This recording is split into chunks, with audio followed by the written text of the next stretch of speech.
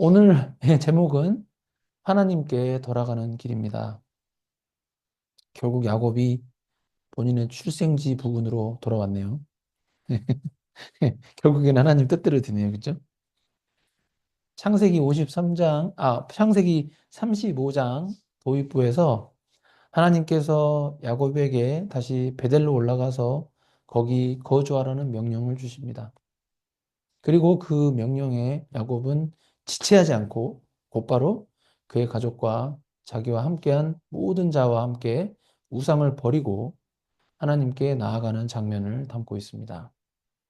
창세기 34장은 세겜 성읍의 집단 살인 사건으로 인해서 야곱의 가족은 큰 위기에 처해 있었습니다.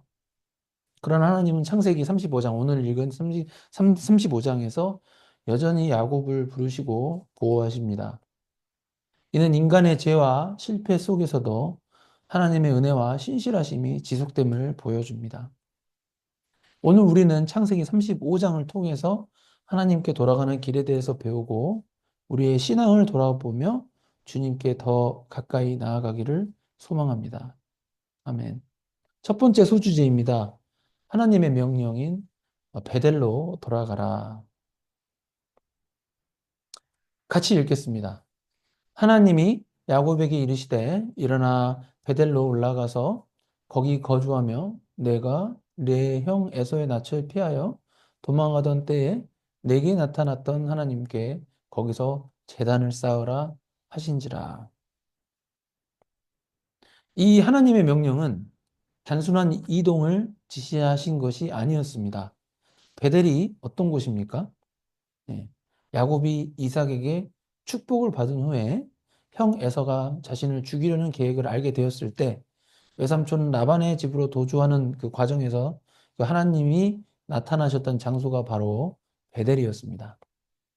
그런데 형 에서와 화해했던 야곱이 창세기 34장에서 야곱의 두 아들들이 그 저지른입니다. 집단 살인 사건으로 인해서 이방인들에게 공격을 당할 수 있는 위험에 처하게 되었습니다. 야곱의 인간적인 능력으로는 도저히 해결할 수 없는 상황이었는데 하나님께서 야곱에게 말씀하셨던 것입니다. 절체절명의 순간 어찌할 바를 모르는 야곱에게 전지전능하신 하나님이 말씀을 주셨으니 야곱은 그 순간 이번에는 진짜 이 하나님의 말씀을 온전히 순종해야겠다라는 생각밖에 들지 않았을 것입니다. 우리도 인생에 그런 순간이 있거든요. 그래서 그 근거는 다음 성경 구절들 때문입니다. 같이 읽겠습니다. 야곱이 이에 자신의 집안 사람과 자기와 함께한 모든 자에게 이르되 너희 중에 있는 이방 신상들을 버리고 자신을 정결하게 하고 너희들의 의복을 바꾸어 입으라. 우리가 일어나 베델로 올라가자. 내 환난 날에 내게 응답하시며 내가 가는 길에서 나와 함께 하신 하나님께 내가 거기서 제단을 쌓으려 하노라 하며 그들이 자기 손에 있는 모든 이방 신상들과 자기 귀에 있는 귀고리들을 야곱에게 주는지라. 야곱이 그것들을 세김 근처 상수리 나무 아래에 묻고. 네. 야곱은 가족뿐만 아니라 자기와 함께한 모든 자에게 말하기를 이방 신상을 버리고 정결하게 하고 의복을 바꾸어 입으라고 말하였습니다. 이는 신앙의 회복과 회개를 의미합니다. 야곱은 창세기 28장에서 꿈 가운데 베델에서 하나님을 만났습니다. 사실 그리고 다른 자들도 어떻게 보면은 야곱한테 하기 싫은데요? 그럴 수 있어요. 근데 이들도 지금 34장에서 집단 살인 사건이 있었고 자신들이 지금 위기에 놓인 거를 본인들도 잘 알기 때문에 야곱의 말에 다 이렇게 순종한 것 같습니다. 다들 급한 거죠, 이제. 야곱은 창세기 28장에서 분명히 하나님을 만나 뵈었지만 창세기 28장부터 34장, 저번 주일에 읽었던 34장까지의 야곱 인생 이야기는 사실 온전한 순종, 하나님 말씀에 대한 온전한 순종까지는 이르지 못한 이야기였습니다. 근데 드디어 야곱이 불완전하게 순종했을지라도 하나님은 구원하기로 작정하였기 때문에 그 언약 백성인 야곱을 창세기 35장에서 다시 부르신 것이고 야곱은 35장에서 드디어 온전하게 순종을 합니다. 예. 야곱은 그의 가족과 그의 함께한 모든 자에게 너희 중에 있는 이방 신상들을 버리고 자신을 정결하게 하고 너희들의 의복을 바꾸어 입으라라고 명령하였습니다. 네, 야곱이 했습니다. 이는 단순한 외적인 정결이 아니라 그들의 마음과 삶의 변화를 요구하는 것입니다. 예. 이방 신상을 버리려면은 그들의 마음 가운데 있는 우상 숭배를 더 이상 하지 않겠다라는 마음의 변화, 예, 획기적인 변화, 이 결심을 필요로 하기 때문입니다. 웨스트민스터 대요리 문답, 예, 소요리 문답 말고 대요리 문답 76문 한번 같이 읽겠습니다. 생명에 이르게 하는 회개는 무엇입니까? 예, 같이 읽겠습니다. 두꺼운 글씨는 생명에 이르게 하는 회개는 성령과 하나님의 말씀으로 죄인의 마음속에 이루어진 구원의 은혜인데 그것 때문에 죄인이 자기 죄의 위험뿐만 아니라 추하고 가증한 것을 보고 느끼게 되며 또 회개하는 자에 대한 그리스도 안에서의 하나님의 자비를 깨닫게 되므로 자기 죄를 슬퍼하고 미워하며 그 모든 죄에서 하나님께로 돌아서며 새 순종의 길에서 끊임없이 하나님과 동행하기를 목적하며 노력하는 것입니다. 예, 이게 진정한 회개의 개념입니다. 아멘. 야곱과 그의 가족이 우상을 버리고 하나님께 돌아가는 것, 이 돌아가는 모습은 참된 회개의 본질을 보여줍니다. 에베소서 4장 22절에서 24절 같이 읽겠습니다. 너희는 유혹의 욕심을 따라 썩어져가는 구습을 따르는 옛사람을 벗어버리고 오직 너희의 심령이 새롭게 되어 하나님을 따라 의와 진리와 거룩함으로 지으심을 받은 새 사람을 입으라. 아멘. 야곱의 가족이 우상을 버리는 것은 신약에서 옛 자아를 벗어버리고 새로운 피조물로 새 사람으로 살아가는 것과도 연결됩니다. 여러분의 삶 가운데 예수 그리스도를 믿지 않을 때 유혹의 욕심을 따라 썩어져가는 구습을 따르는 부분이 당연히 있으셨겠죠. 그죠? 예.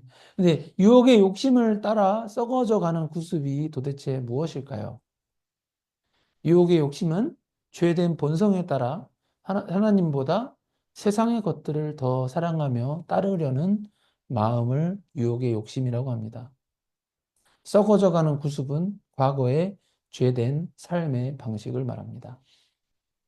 그러면 유혹의 욕심을 따라 썩어져가는 구습의 구체적인 예는 무엇일까요? 우리가 예수 그리스도를 믿어도 여전히 유혹의 욕심을 따라 썩어져가는 구습을 따라 살 수 있거든요.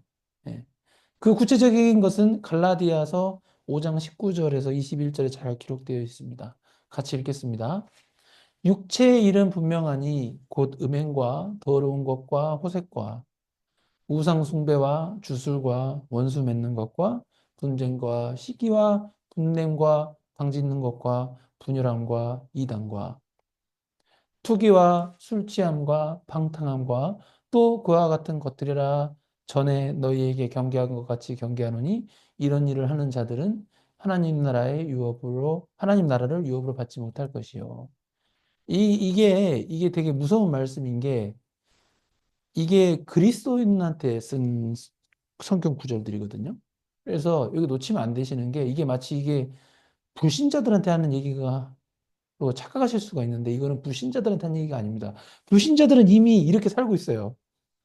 근데 여기서 이런 일을 하는 자들이라는 거는 그리스도인들 가운데 이런 일을 하는 자들을 말합니다. 근데 무서운 거 뭐냐면은 예수님 믿고 이런 일을 계속해서 이런 일을 해버리면은 하나님 나라를 유업으로 받지 못한대요. 이 얘기 뭐냐면은 극단적으로는 가장 안 좋은 거는 구원을 잃어버릴 수도 있다는 의미입니다. 천국 가는 줄 알았는데 천국을 못 갈 수도 있다는 것이죠. 또는 천국을 가더라도 하나님과 함께 있지 못하고 천국의 새 예루살렘 성 밖에 쫓겨나는 경우. 예. 지옥은 아니지만 천국에 또 구조가 또 있거든요. 이게 하나님 나라를 유업으로 못 받는다고 나옵니다. 그래서 우리가 예수 그리스도를 믿어도 이런 것들을 하지 않는 것에 노력을 해야 된다는 것이죠. 이게 진정한 복음입니다.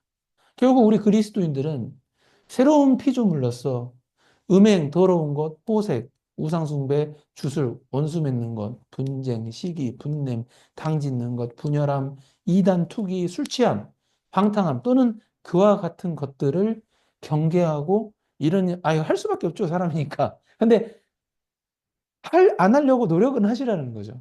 이런 일을 하지 않음으로써 거룩한 새 사람을 입는 삶의 자세에 집중을 해야 하는 것입니다. 예. 이게 내 힘으로 안 되니까 유혹의 욕심을 따라 썩어져가는 구습을 따르지 않게 해달라고 예수님께 기도로 간구해야 되는 것입니다. 각자의 소원도 기도하셔야 돼요. 근데 이제 너무 그것만 기도하지 마시고 유혹의 욕심을 따라 썩어져가는 구습을 따르지 않게 해달라는 기도도 해야 할 것입니다.